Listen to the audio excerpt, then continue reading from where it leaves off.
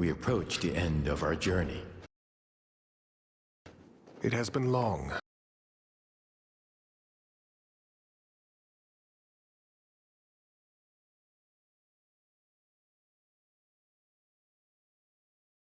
And tiring. Oh!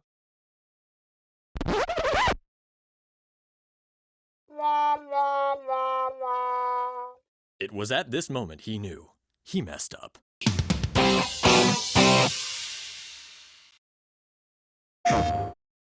The Flawless Victory trophy was definitely the hardest one to unlock in Atlas Fallen, as it requires you to defeat a colossal wraith without taking damage.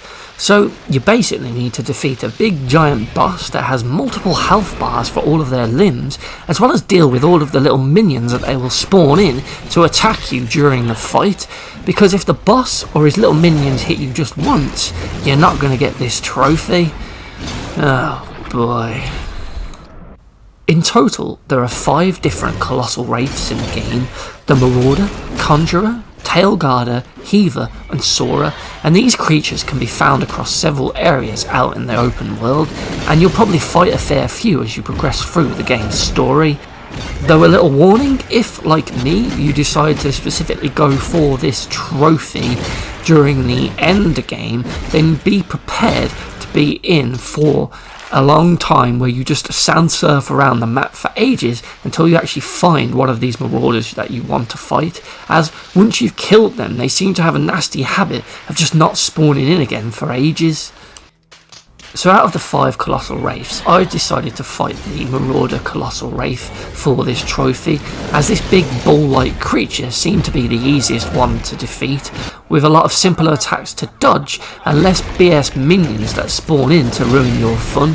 However, that being said, this still took me a couple of attempts to beat, and it really is a frustrating trophy to try and unlock in the game. For me, one of the biggest problems with it was the camera. Whether you're using the lock-on or the free camera, you'll often find yourself not being able to see what is going on, and the lock-on will generally end up turning the camera so you're just looking at the floor and not at the actual enemies that are attacking you, meaning you can often be sniped from off screen by an enemy that's attacked you that you can't even see. Another issue with all of these fights are that the minions that they spawn in, which are just BS, as even if you get hit by them and not the actual boss, it still counts as being hit, so you won't earn the trophy. In none of these boss fights will you ever just fight the boss on their own, and when they have so much health to begin with and so many damaging attacks, it just becomes a real pain when they just spawn in a load of henchmen to just make your lives and this trophy a lot harder than it needs to be. They just totally get in the way. And that right there really ramps up the difficulty of the Flawless Victory trophy, as it just means there's more things for you to avoid, and your focus now has to be on avoiding the boss and all of the damage that he can do, but also taking out all of the minions as soon as they spawn to prevent you from being overwhelmed and potentially hit. So the Marauder Colossal Wraith has several different attacks. This charging move, which is easy to avoid and it does leave him vulnerable to attack for a bit. He has these wild punches, this jumping slam, and this BS move, and of course this summoning move where he'll spawn in 2 flying beasts to really annoy you. Then these can like fire a laser at you, as well as just flying towards you when you've defeated them to just explode, which you've got to avoid, and also avoid the boss. So when it actually comes to fighting the boss, I found it best to go into this fight with the following setup and upgrades.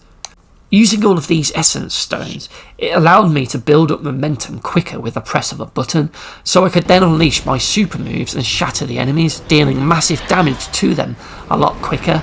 So my basic tactic with this fight was to just keep as much distance from me and the boss as possible, and just build up momentum by doing the L2 and square move, to then slowly build up that meter and then quickly attack any flying minions that spawn in. Once my bars built up, I'd rush in, shatter the boss and deal massive damage to it, and if I could shatter him twice, the boss should hopefully then die. And all of this sounds really simple, and like I said, with 2 fully charged shatters, the boss should die. However, it was definitely easier said than done, as building up the momentum takes quite a while, and you have to build up 3 full bars to have it strong enough to deal enough damage. And while you're building up this, you've also got to be constantly moving around to avoid all of the boss's attacks, as well as all the minion attacks. Plus, you've also got to deal with the camera that can often just disorientate you, or the lock-on might get stuck on the wrong target and just refuse to lock onto that little bat thing that's about to shoot you. So it just becomes a really frustrating challenge, though not an impossible one. I just wish that the only hits that counted were the ones that were directly from the boss and not his BS minions. So because of that, I guess, the Flawless Victory trophy in Atlas Fallen deserves a BS rating of